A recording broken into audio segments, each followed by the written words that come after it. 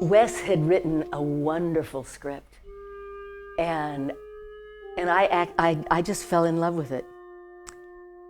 And I think, if memory serves, from day one that we started shooting, they started cutting his budget, and he had to eliminate entire scenes. He had to rewrite entire scenes. He didn't have money for extras. We didn't have money for props. So that what ended up on the screen, as successful as it was, is a real tribute to Wes, because it's not what he set out to film.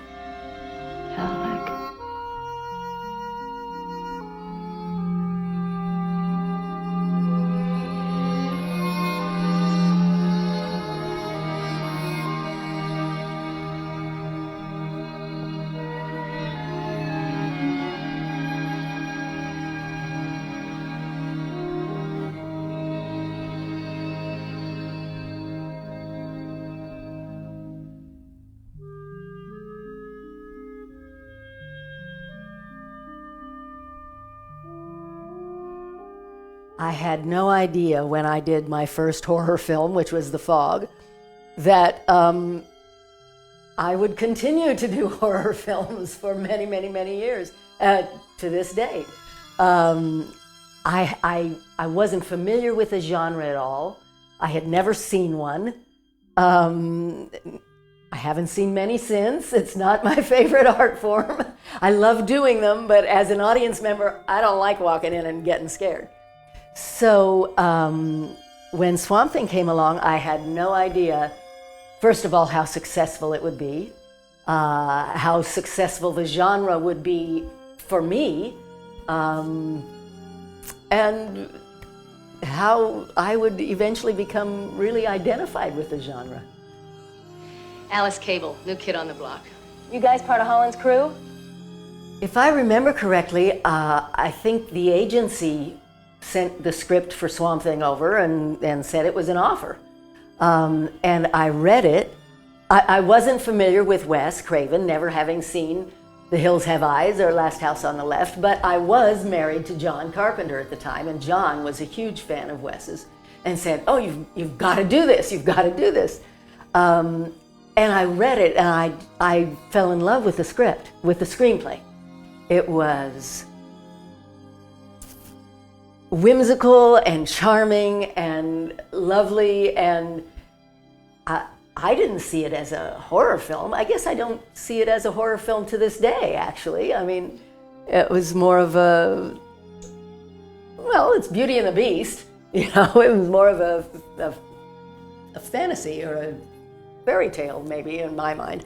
But I loved it, and I remember thinking at the time, I loved the script so much, I thought, you know, this could be huge. This could be another Star Wars. I mean, it was a wonderful script. And so I said, yeah. How long before you'll know? What do you want it to do? Jump out of the beaker and dance a fandango? I don't know, a week, maybe longer. This has all the thrills of watching grass grow. We shot the film in Charleston, South Carolina. We were billeted in Charleston. I think we were at a place called Cypress Gardens, I'm not sure about that one, and Magnolia Gardens. And they were swamps, but they were not as wild as, you know, the Okefenokee swamps, or you know, they were open to the public, I think. They weren't as wild as actual swamps, in my mind. But it truly was, except for a film that I did in Moscow in the winter, it was one of the most difficult shoots that I've been involved with, in part because of the location, in great part because, as you will find out, I'm sure, as we continue to talk, Wes just got the budget cut out from under him from day one, and so we had to make a lot of adjustments to get the movie made. But the swamps, it wasn't easy. We were filming 14-hour days. when we were in the swamps, I mean, I don't think I slept a night because I was always sure I had chiggers and ticks crawling up my back, you know. And the stuntman took great joy in finding whatever boa they could and wrapping it around my neck, you know, boa constrictors or whatever they were, whatever snakes they could find. They thought that was great fun. I suppose we had to worry about alligators. I don't remember ever, you know, coming across one. But what we really had to worry about were the bacteria and the parasites in the water. And so those scenes where I go over the boat or any of the guys are in the water, you know, they took cotton balls, filled them with antibiotic ointment and shoved them in our ears. And then, you know, when we got out, they were washing us down because and so that was sort of uncomfortable. And working the long hours led to my not seeing dailies because I was so exhausted and had to get up so early the next morning that I just went back to my room. And by the time I saw the dailies, I realized that I had not taken good care of myself in terms of the hairstyle or the makeup or the wardrobe, and I was very disturbed, but it was too late then. So the whole shoot was stressful, difficult.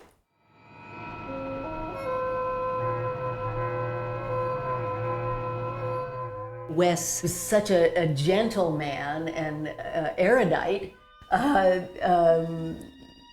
that then when I discovered his body of work up until that point and realized this is the kind of thing he was putting on screen, I was fascinated with his juxtaposition. He was just lovely. And I do remember, because the boy that played Jude had never acted before, I don't think. He was a local Reggie Batts. And I remember being so impressed with the way Wes directed him in a very non-defensive manner and really got what he wanted out of Reggie, who was only 9 years old probably at the time. So I was very, I have great warm feelings towards Wes.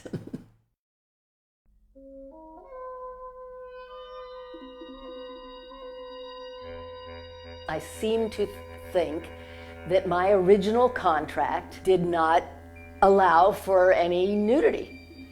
And it was a big surprise to me when people started seeing, oh yeah, we saw the movie, and you know. And the next thing I knew, the production company had pulled it, or the releasing company had pulled it, and it was only released in Europe, and then they brought it out again here without that scene, because contractually I think they didn't have the right to put that on the air, on the screen. It wasn't a big deal for me. I mean, I don't know. Obviously, because I don't remember too much about it, but you know, whatever.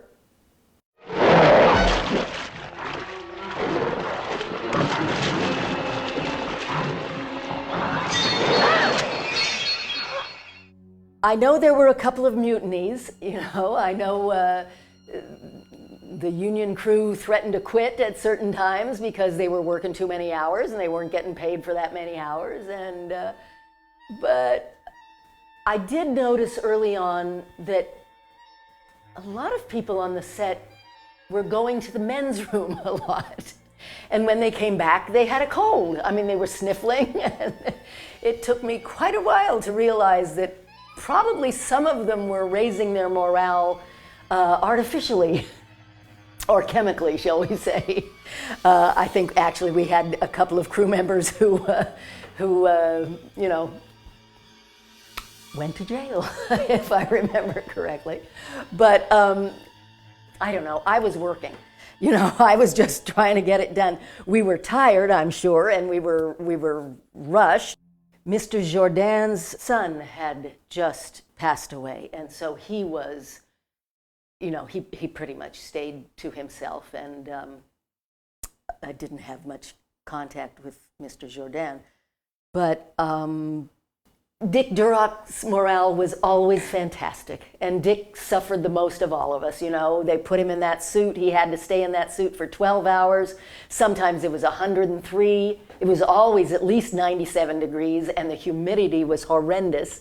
He couldn't take the suit off to go to the restroom.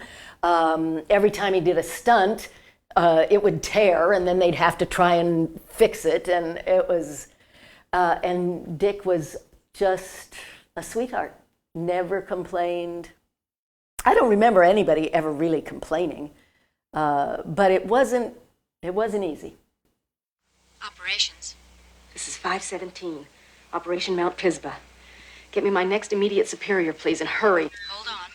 One of the things I think about when I think about doing Swamp Thing in the swamps, although this took place in the ocean, I think, if I remember correctly, was the ring that I'm wearing. I got this ring in 1976, and I wore it all the time. I for some reason, it just, I've always worn it. And I made the mistake of wearing it as Lieutenant Cable. And we were doing a scene at the beach. I couldn't tell you what it was, but I went into the water, I went into the sand and into the ocean, and came out and realized that the ring was gone. Well, not only did it have, you know, great sentimental value to me, but we had established it for the character. And now suddenly I didn't have this ring on my finger. And I think we ended up using aluminum foil or something. They made a fake ring to try, you know, for the long shots and everything. And it was gone. As far as I was concerned, it was gone.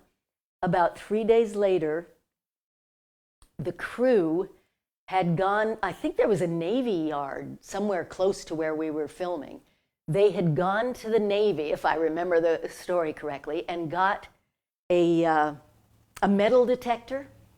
And they had gone out into the ocean and used this metal detector and found what turned out to be this black, sort of gnarled piece of sterling silver.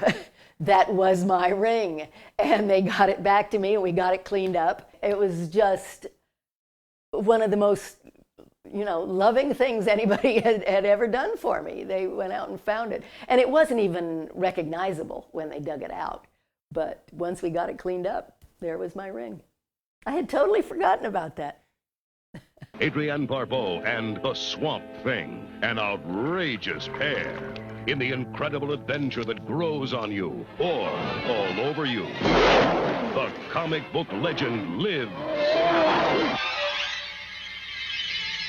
When I saw the final movie, I was extremely upset, and I came out of the screening saying, what am I going to do? I cannot promote this film. I hated the way I looked. I hated the wardrobe. I hated the makeup. I hated my hair. And, you know, being an actress, you know, I couldn't see past a lot of that. I knew what the original script was. I knew what I mean, I had an expectation of it, and I didn't realize that Wes had to make so many compromises, and he still did a fantastic job, as is evidenced by the response, but I was looking at it solely from the actress's point of view, and I thought, this isn't a good film. It's not, I mean, you know, it's, how can I tell people to spend, in those days, I think it was $6, on a movie that I'm not loving? And I felt terrible, and I thought, how can I do this to Wes, you know? And then 2 weeks later, Ebert and Siskel come out and say, you know, it's the sleeper of the year, and it's this huge success. And I thought, well, you know, don't come to me, because I don't know how to judge a film. You know, what do I know? And now, of course, it's, you know, I just came back from Louisiana, from the Bayou in Louisiana. everybody in the swamps knows Swamp Thing. I mean, it is the hugest hit. It's like they just saw it yesterday, or maybe they did just see it yesterday because they love that movie. And boy, I sure didn't know that when I walked out of that first screening that it's going to be on my tombstone. You know, she was in Swamp Thing. So it turned out, and I'm overjoyed. I'm overjoyed for Wes. I'm overjoyed for myself. But when I first saw it, whoa, I was not a happy camper.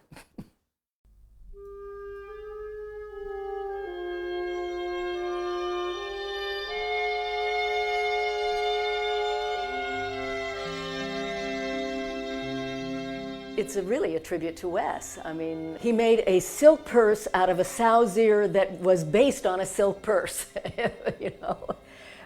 So yeah, I mean, I love it that they love Swamp Thing now. You know, as long as I don't have to look at the wardrobe and I don't have to look at my hair, I'm happy to have anybody else enjoy it.